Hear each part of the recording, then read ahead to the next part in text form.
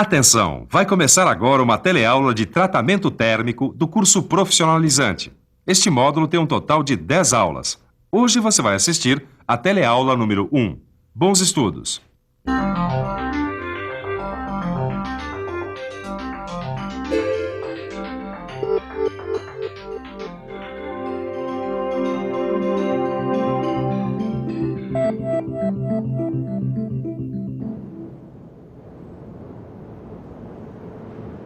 Você já imaginou se objetos de metal como a tesoura, o grampeador, o clipe, o furador de papel e muitos outros objetos não tivessem as propriedades físicas necessárias para a sua aplicação?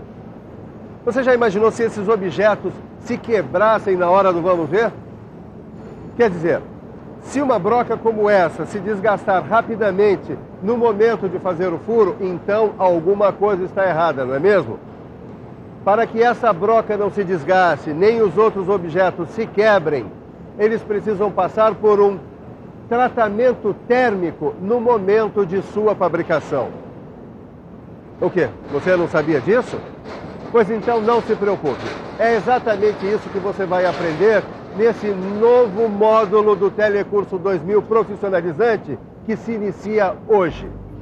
Vão ser 10 teleaulas nas quais você vai aprender, entre outras coisas, o que é o tratamento térmico, como o aço pode ser amolecido ou endurecido, os tipos de tratamento térmico, os equipamentos usados no tratamento térmico e até mesmo os cuidados a serem tomados com os resíduos e efluentes resultantes dos processos de tratamento térmico.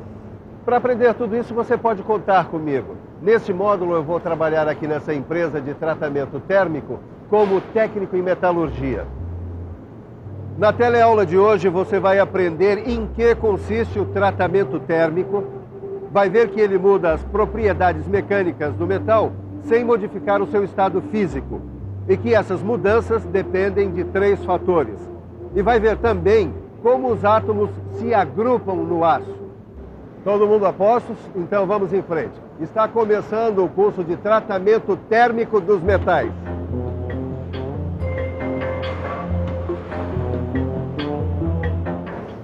Pneu furado, tá aí uma situação que pode acontecer com qualquer um, não é? Mas aparentemente isso não é um grande problema. Olha só, o step está em boas condições, a ferramenta está adequada, tem um macaco e uma pessoa com uma boa disposição para trocar este pneu. Vamos ver então o que acontece. Ixi, pelo jeito a situação não foi assim tão simples, né? Mas, na verdade, a gente não usou a chave correta. A gente preparou essa situação para você perceber que, às vezes, um pequeno problema pode causar uma grande dor de cabeça.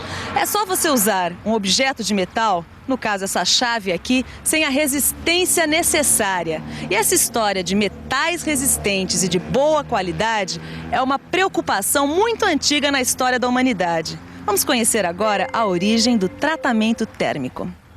Já no ano 55 a.C., os guerreiros enfrentavam este problema. Suas armas, que já eram de ferro, ficavam tortas depois de um tempo de uso. Aí eles tinham que aproveitar uma folguinha para desentortar. Foram os romanos que descobriram que o ferro podia ficar mais duro. Oi, o que aconteceria se você aquecesse esta faca, deixasse ela ficar bem vermelha, deixasse ela assim aquecida durante um tempo e depois resfriasse ela em salmoura? Resfriasse em salmoura? Acho que ela ia esfriar. Já quebrava.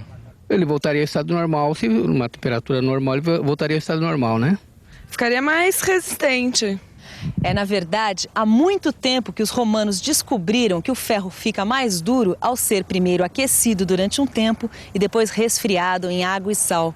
Foi assim o começo do tratamento térmico e as armas começaram a ficar mais duras e resistentes. Este foi o início de um longo processo de aprendizagem de como se faz o tratamento térmico.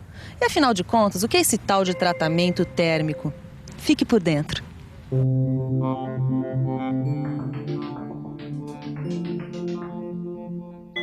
De maneira simplificada, o tratamento térmico consiste em aquecer e resfriar uma peça para que ela atinja as propriedades físicas desejadas como dureza, elasticidade, ductibilidade, resistência à atração, etc. E isso acontece sem que se modifique o estado físico do metal.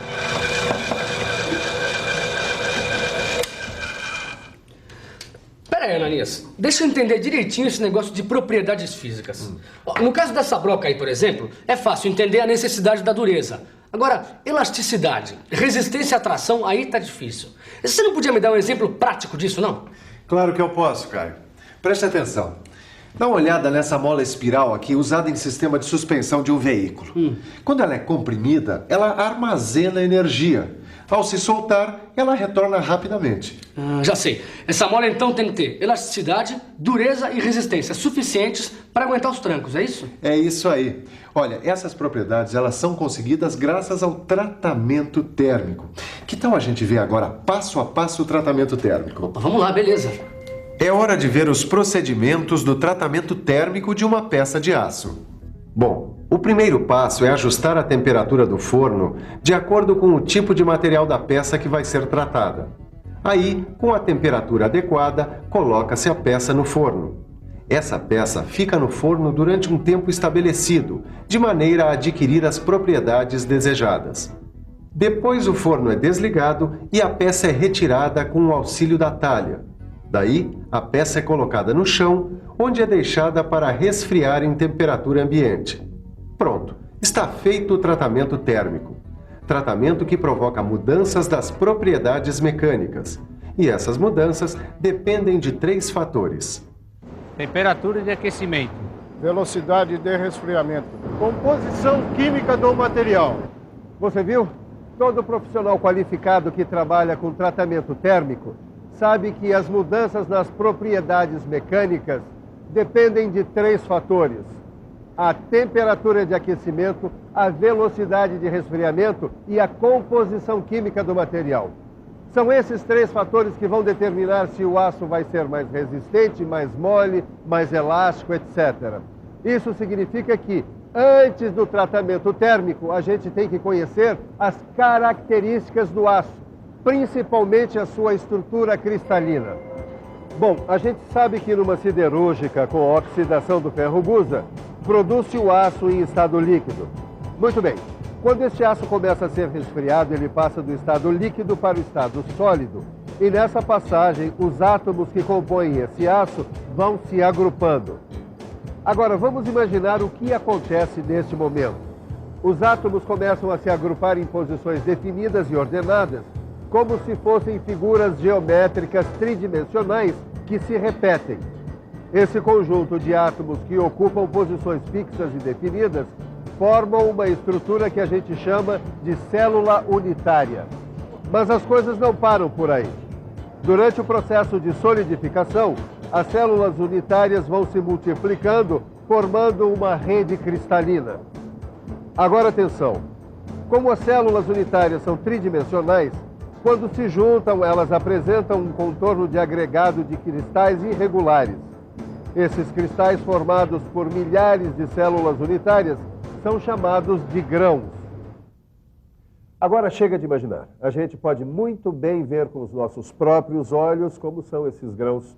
Para isso basta a gente ter uma peça de aço com a superfície bem polida e atacada quimicamente e um bom microscópio.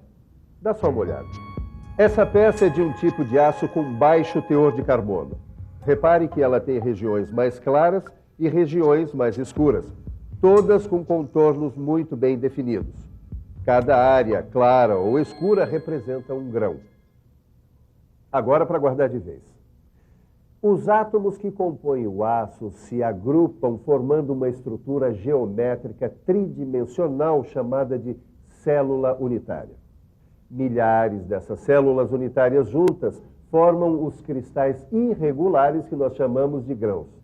Agora, você por acaso reparou que tipo de figuras geométricas esses átomos formam? Você sabe me dizer o nome dessas figuras geométricas? Esse é um cubo e esse é um prisma hexagonal. Um quadrado e um prisma. Cubo e prisma.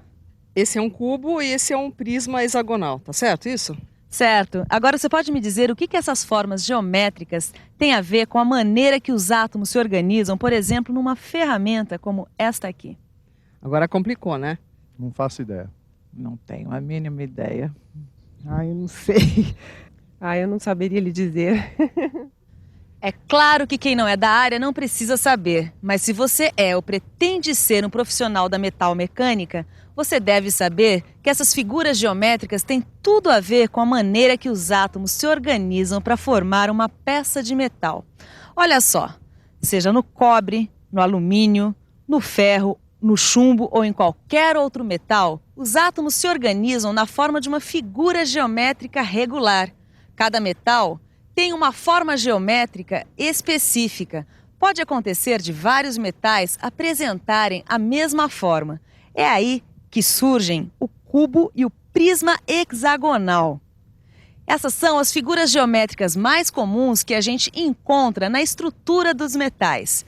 Na verdade, são 3 as formas mais comuns. Vamos lá. A primeira é essa, chamada de reticulado cúbico de corpo centrado, ou CCC. Repare que os átomos assumem uma posição no espaço em forma de cubo. 8 átomos se posicionam nos vértices e um fica no centro. O ferro, em baixa temperatura, é um exemplo desse tipo de estrutura.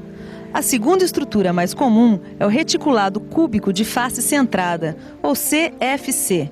Aqui também, 8 átomos ocupam os vértices, formando um cubo. A diferença fica por conta dos 6 átomos que ocupam os centros de cada uma das faces do cubo.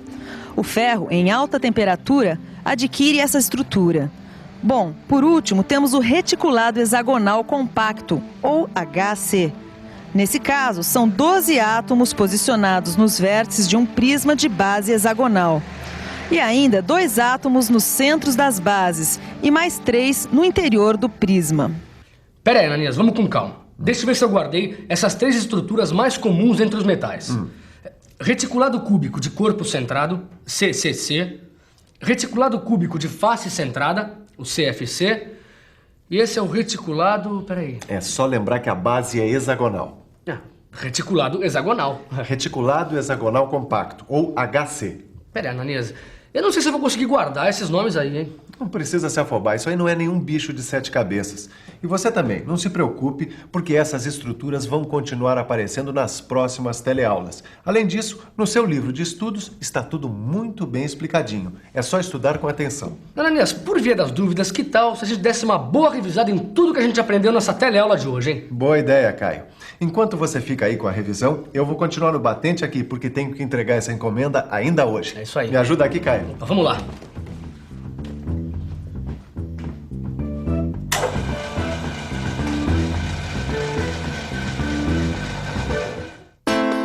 E atenção, se liga aí que é hora da revisão. Na teleaula de hoje, você viu que a obtenção de metais resistentes e de boa qualidade é uma antiga preocupação dos homens, e que foram os romanos que descobriram que o ferro ficava mais duro quando esquentado durante algum tempo e depois resfriado em salmoura. Aprendeu que, de forma geral, o tratamento térmico consiste em aquecer e resfriar uma peça de metal para que ela atinja as propriedades físicas desejadas como dureza, elasticidade, ductibilidade, resistência à atração, e que isso acontece sem que o estado físico do metal se modifique. Viu que o tratamento térmico provoca mudanças nas propriedades mecânicas do aço, e que essas mudanças dependem da temperatura de aquecimento, da velocidade de resfriamento e da composição química do aço. Ficou sabendo que os átomos do aço se agrupam em formas geométricas, chamadas células unitárias, e que milhares dessas células se juntam formando os grãos. Por último, viu as 3 formas mais comuns nas quais os átomos de metal se agrupam: reticulado cúbico de corpo centrado, ou CCC, reticulado cúbico de face centrada, ou CFC, e reticulado hexagonal compacta, ou HC.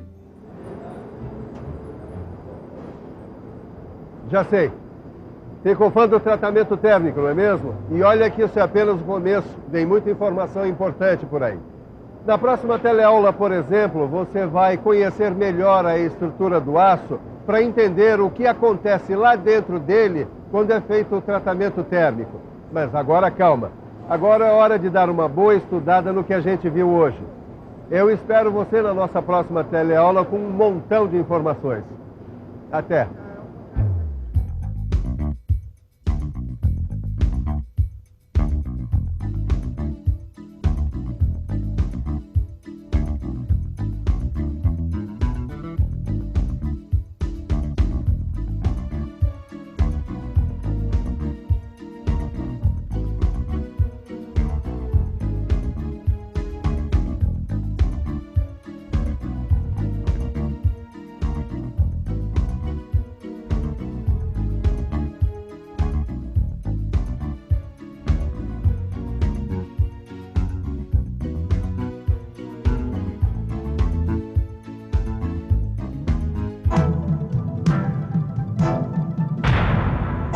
Telecurso 2000, um programa de educação do Sistema Fiesp e da Fundação Roberto Marinho.